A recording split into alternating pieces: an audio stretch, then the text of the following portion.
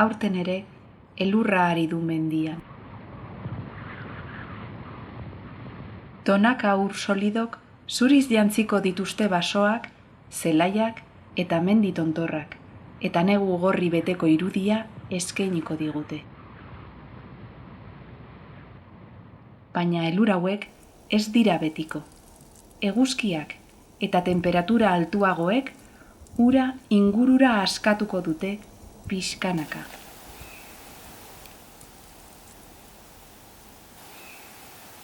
Orduan, mendian pilaturiko ur guztia jariatzen hasiko da, mendi hegalean behera ur laster txikitan.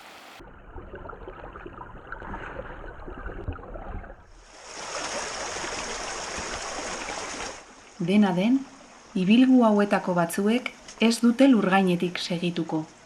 Arrokapean desagertuko baitira, eta horrela, beren lurpeko ibilbide berezia hasiko dute.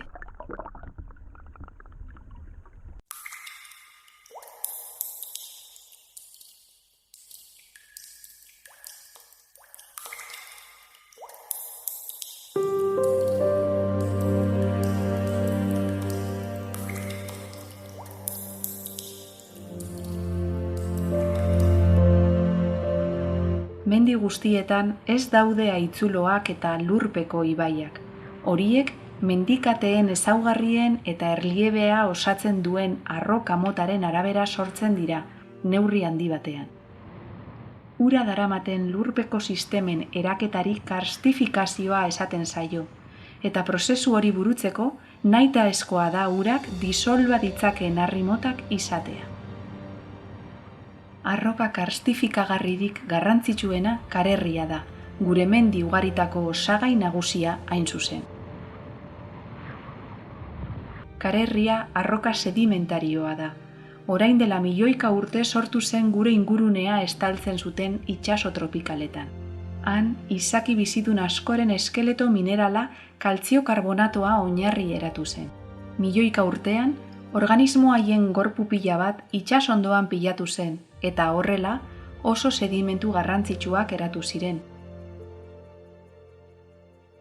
Fosiltzeak kareharri bihurtu zituen sedimentu hauek, eta oraindik ere, maskor eta eskeleto fosilduak ikus ditzakegu leizeetako hormetan. Itsasondoan eraturiko kareharrizko estratu hauek plaka tektonikoen mugimenduak azaleratu, tolestu eta hautsi zituen ondoren. Horrela eratu ziren egun ikusten ditugun mendiak. Jatorri honi esker, kareharriaren osagai nagusia kaltzio-karbonatoa da. Urak, apur bat azido baldin badago, mineral hau disolba dezake eta fenomeno karstikoak eragin. Prozesu motel bezain geldi ezinean, ura sartadura eta zulo txikietatik sartzen da, eta arroka zati bat disolbatzen du. Horrela, ondorengo mende eta milurtekoetan, konduktuak gero eta handiagoak eta sakonagoak bilakatzen dira.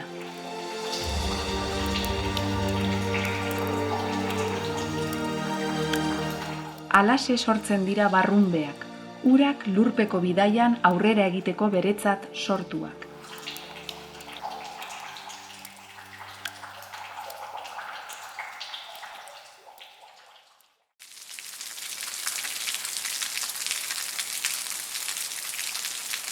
Lurpean, arrokak etenik gabe disolbatzen segitzen du.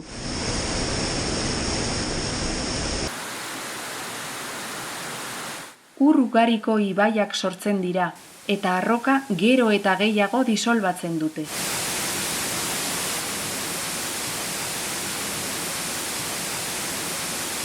Azkenean, etengabe disolbatu eta disolbatu, konduktuetako hormak eta sabaiak ondoratu egiten dira.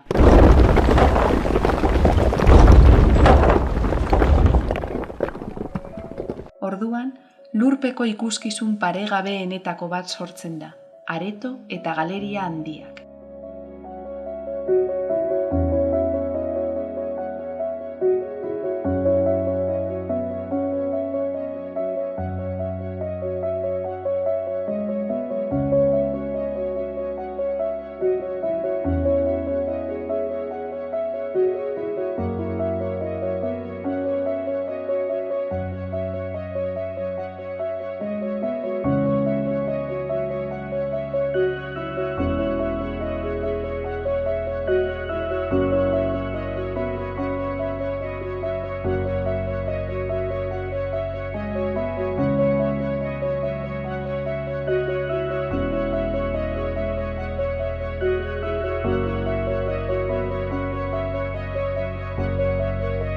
Kobako goialdeko mailetan gaude.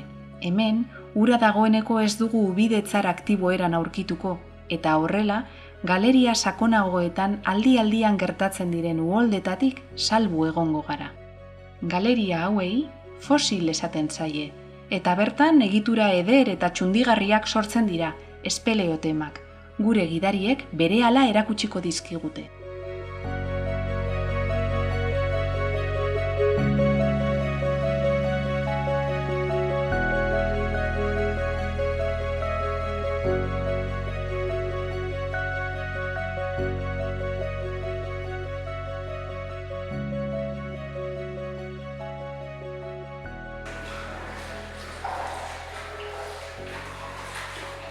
Galeria fosiletan ere badago ura, baina gutxi, eta hainbat formatan, tantak, zurrustak, paretetan zeharreko ibai txiki eta denboraldikoak.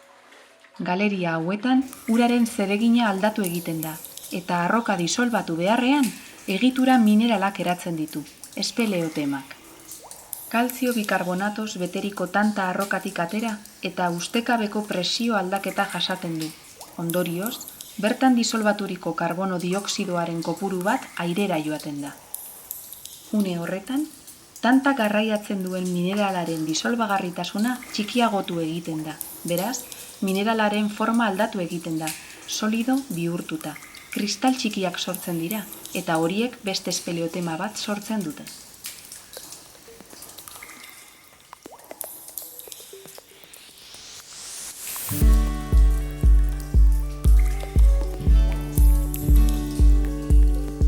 Zabaitik erortzen diren tantek estalaktitak sortzen dituzte. Egitura hauek minerala jaso ahala gero eta luzeagoak eta zabalagoak bihurtzen dira.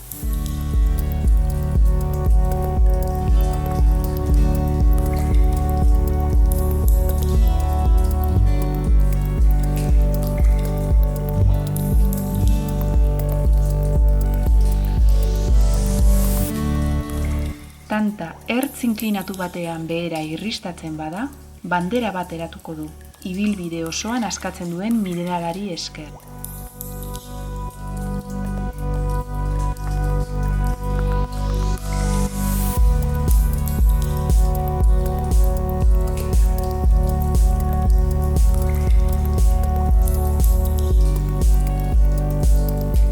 Ura horma inklinatu batean behera irristatzen bada berriz, kolada ikusgarriak sortzen dira, marmoka erraldoien antzekoak.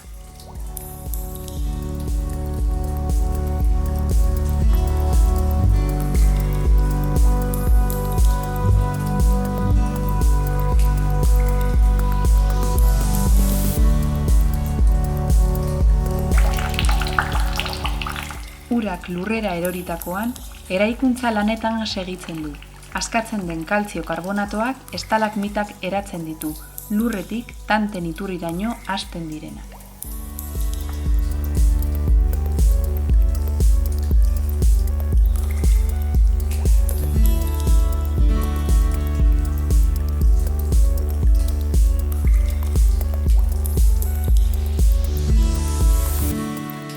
Estalaktita batek eta estalagmita batek bat egiten dutenean, zutabe ikusgarriak sortzen dira, egundoko pilaren mineralak.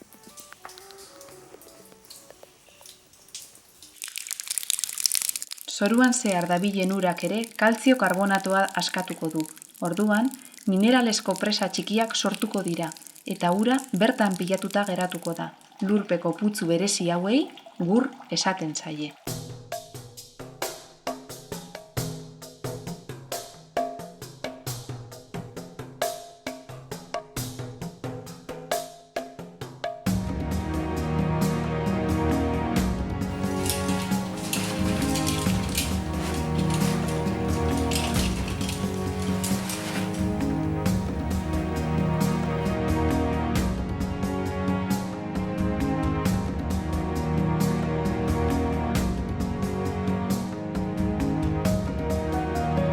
Pilaturiko uraren azalean ere kaltzita flotatzailea eratzen da, eta gurreko hormetara itsatsita geratzen denean, eraketa ederrak sortzen dira.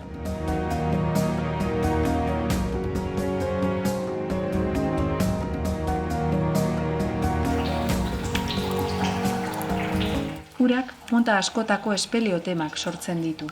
Pisolitak esaterako tanta jarioko kubetetan hasten dira. Eszentrikoek gravitatearen indarra desafiatzen dute, eta edozein norabidetan hasten dira inolako kontrolik gabe.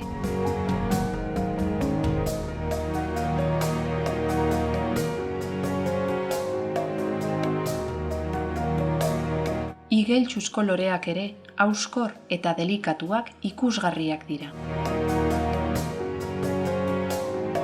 Aragonito ziriak lurpeko beste opari bat.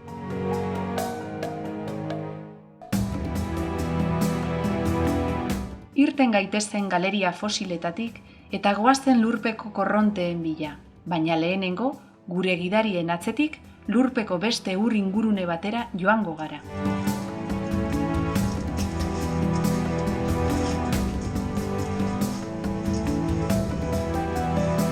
Urak disolbatu ezin duen sustrato batekin topo egiten duenean, geldi gera daiteke eta orduan lurpeko lakuak sortzen dira.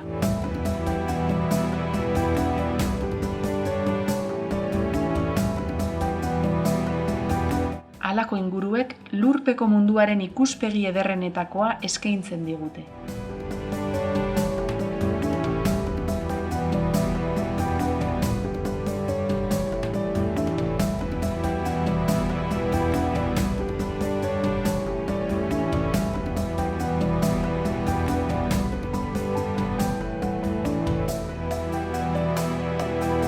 Laku hauen maila jaisten denean, une batez azal gainean geratzen diren urpeko eraketa zoragarriez goza dezakegu.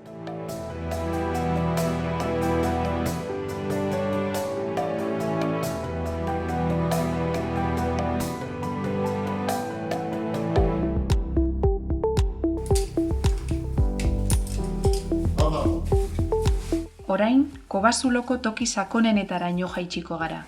Hemen, ur lasterrek aktibo jarraitzen dute, eta euri eta desizoste sasoietan konduktuek gainezka egiten dute. Barrunbeko galeria aktiboak dira, eta bertan ibaia ikusiko dugu berriro.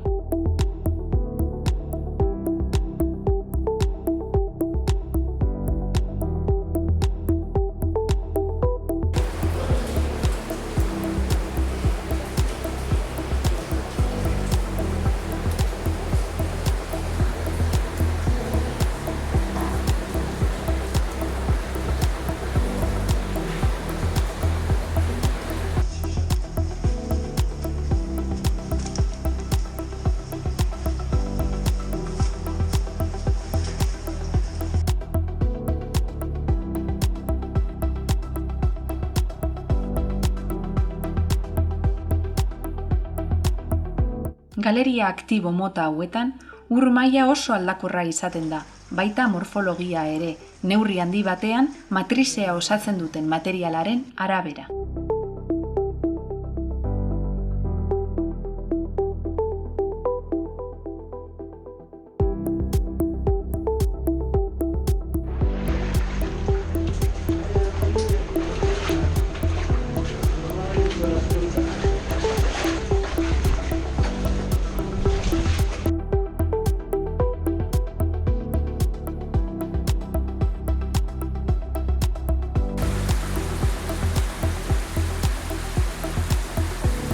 Urpeko ibaiak beste sorpresa bat dakarkigu. Urpeko izaki bizidunak. Bizitzara, erabateko iluntasunean egokitu dira, dena aurka duten toki honetan. Espezializazio adibide biribila dira.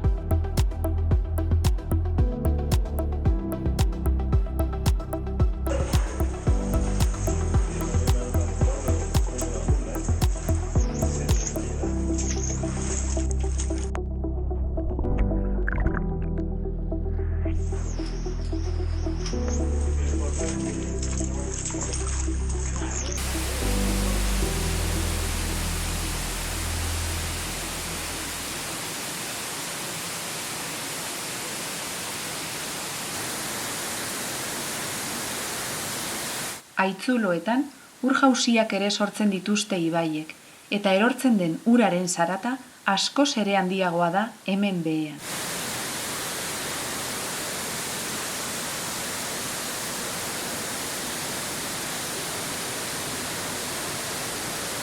Goazen gidariekin ibaian behera.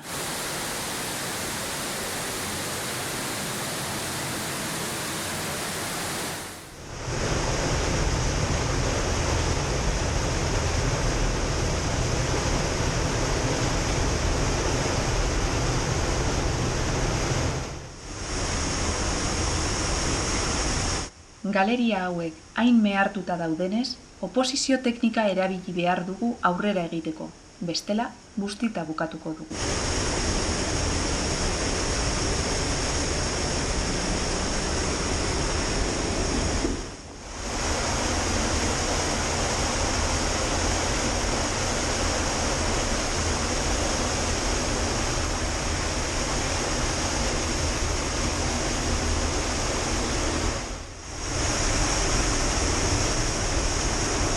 Presio handiko urak konduktu hauek moldatu eta hormetan ikus ditzakegun gubia kolpeak eragin ditu.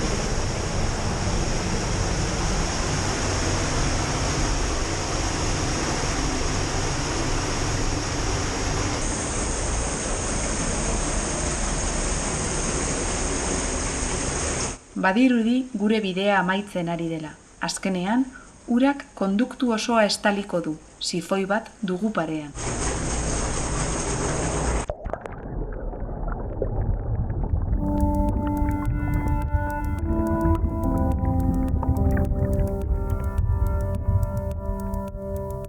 Gainezka dauden igarobide hauek, urak edo espele urpekariek bakarrik zeharkatua ahal dituzte.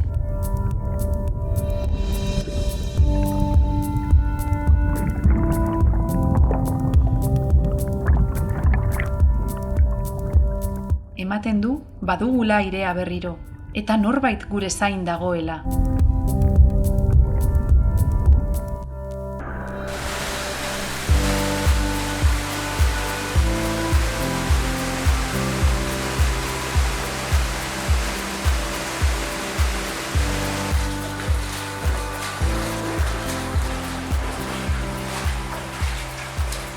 Urpeko ibaiak sistema karstikoko puntu baxuetan azaleratzen dira, iturri eta iturburuetan. Goazen gidarien atzetik irteerara.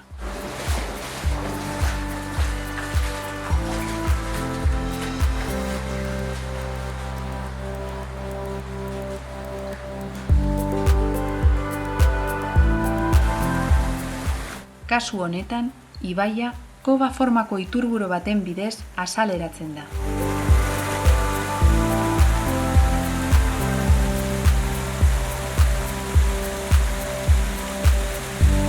Horrela, ura berriz itzultzen da lurgainera, mendiaren erraietan bere arrastoa utzi ondoren.